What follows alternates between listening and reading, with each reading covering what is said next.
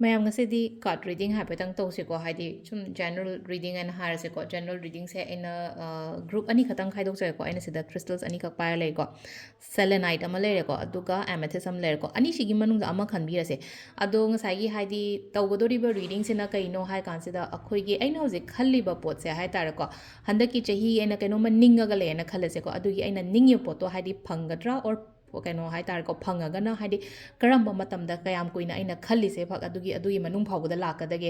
kayam positive oina lake guidance na karino natraga haidi aina tawgadaba tawridaba na karino habda to yengminarase ko sida aina crystals ani pari crystals se kwai first ko haidi selenite ki hana yengase ko selenite choose tawba ngai yoina haidi ipong numit kari kra kem khaidok tre ko sida na akoina just general reading oina hai tare ko aina khalliba aina ningiba pose 2025 sida haidi phangadra or phangwedra karamba mongda lake habdo hape yengase ko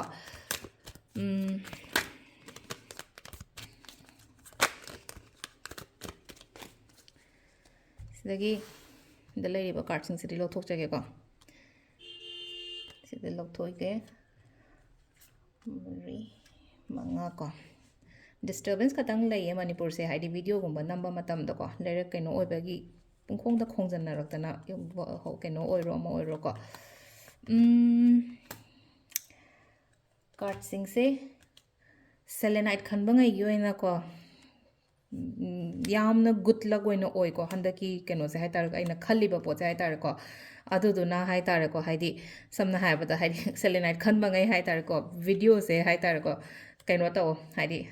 just share to tho haidi kaino oina haitar ko it just a energy exchange na khallaga samna haibada ko koina tarot yeng bada fees kumba kai gumba lognei na ko adugi oina haitar aina fees wi bane na khallaga haidi video je share to bio ko haidi aina sida laiba card se yamna positive oina laiba selenite khanbangai oina haragadi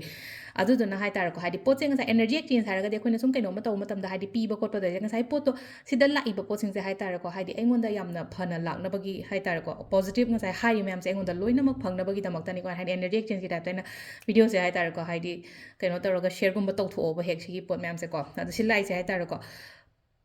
paisa nungsagi kaigi matang da haitar ko thaba inkhang business gumba taw ba khot pagi oina haragadi profit yamna leiba chahi oina lai ko khoi first ko aduga aina khalliba aina ningiba pot se 100% haitar ko silai se ko successful oyo kholo haina di pi ko sida khudong chaba atai atai su yam lao haina pi ri ko lam chat pa khot pa mayam ama lai ko maming phawba chatlo haibado maka leina ko haidi aina tawriba thaba inkhang sina haidi aise maming phawba chatlo maming chatlo success oyo kholo ko amaina yam phajana lai ba haitar ko marakta khatang haitar ko nakan nakan da tawroi da ba aina haje do and don't su khara yauri ko sida phanyam na kaino tawri ena khallase ba ngasai poche yorom dai sida ayet pan gumba lere tokthok ko no ba sigi poche haitar ai phangni haibagi adugi confident adumaina gumba topiu ba haitar ke gino haimatam da last ta khoi gi 9 of cups laiba 9 of cups se haide wish fulfillment oina oibodo haitar sile ai gi any kind of wish gumba leyena khalase ba 2025 se aduna haide aina khalliba aina ningiba poto yamna phajana lakpa oina oiriba aduna haide sigi reading se haitar ko haide kaino tawbasu oirasunu ko myam gi damakta haide simak oiba oirasunu ko selenite khanbangai yoina haide positive oina yamna lai ko aduna avoid tawo haide ko dramas harasine ko agi nakan nakan da leiriba kholiba imu manung gyo amo suma dramas myam loi avoid taw agi jasaina taw doriba ko da focus taw haide se leina ko 2025 aina khanjariba haita aina saina topic to kaina aina khaliba aina ningi se haide phangadra ne 2025 sida haiba gida se leina ko phajana lao haina pi ko adonga saigi akhoi gi September October size dana amu kahena su ngai gani bam haide ko changes lakpa uba se haita ko September October su jam phagani ko asi leire akhoi gi na selenite khanbangai gi leire ko mathangi mu yeng minar ko amethyst to stobungai ko next ko amethyst khanbangai gi mu yeng ase amethyst khanbangai gi oina kari guidance lake ko haide kari guidance lake aina khalliba aina ningiba pot se oigadra oiradra 2025 sida haide kayam karam kanda yagani khotkani haibage dumaina ko daduna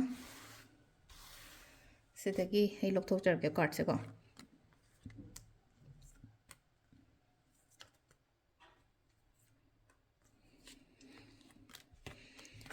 aina tawbasida sumaina chongthorokon su yaure masa mathanda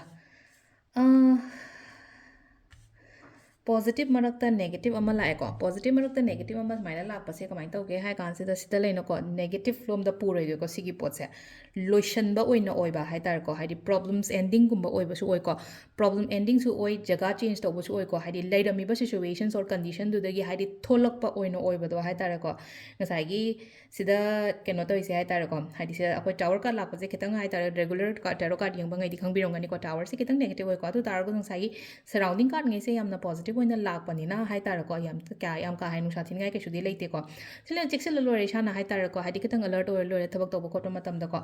ai yam kana hotna gani ko handa ki chahi se hai tar ko haidi hotna ge hai na su khalli ko haidi thaba inkhang do oiro ama do oiro ko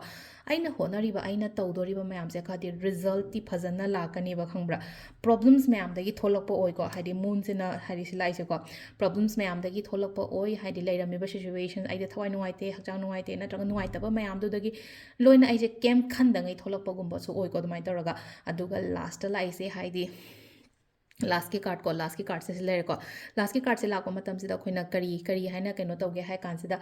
आइगी लेरमिबा high तारेको नुंगाइतबा खोतबा मयाम से लोइना मनिंग the लेहौरे ना खल्लोबा हाइदी 2024 चटखिबा सिदा लोइना लेहौरे 25 again हाइदी यामना चै आमना very good year ne na khalla siba ko na 2025 se haidi ai damak ta aphaba mayam porani haina wakhanda khanbiro ko aduga haidi just aina haina always comment ta galeno positive affirmations kumba ma vira mo haidi aina khalliba mayam ningi ba mayam se thonge haina dumana su ek thobi ba ko aro sigi ngasai gi laiba card sina habde kaino ha matam da maming hai tar ko aina tawri ba thabak sina maram moiraga hai tar ai do khangbi ba haris no mina masa khangbi ba khotbi ba dumai tar lai ko success lai growth lai ko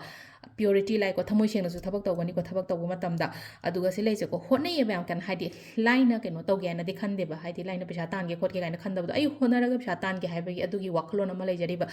ai hai tar ko sila lena ko ai isana hai tar ai 100% pi ge aina tawri ba thabak sida hai ba gi adugi energy sam lai ko adu hai tumba cha ba khangda ngai haidi thabak hotna gani ko honari ba aina sai tumba cha ba khangda ngai aina hotna dori ba pot myam se aingonda adugi mahai shoidana phangani ba sida mirak su yamna tin gani ko handak se hai tar ko handak ki chahi hairs ne ko aduna aina khaliba aina kaino ningi ba pot myam se hai tar ko anam bana loina makti phangani ko silai se hai tar ko hot so honaraga ko do william na mangdo aduna haidi hotna biro phajana ko animak hai tar ko yam phajana lai ko haidi pal number hai tar group 1 and group 2 se ko adu sida leire khogi sum hai tar ko aina khaliba aina ningi ba se 2024 se oigadra or oiradra hai bagi reading oina ko ngase thank you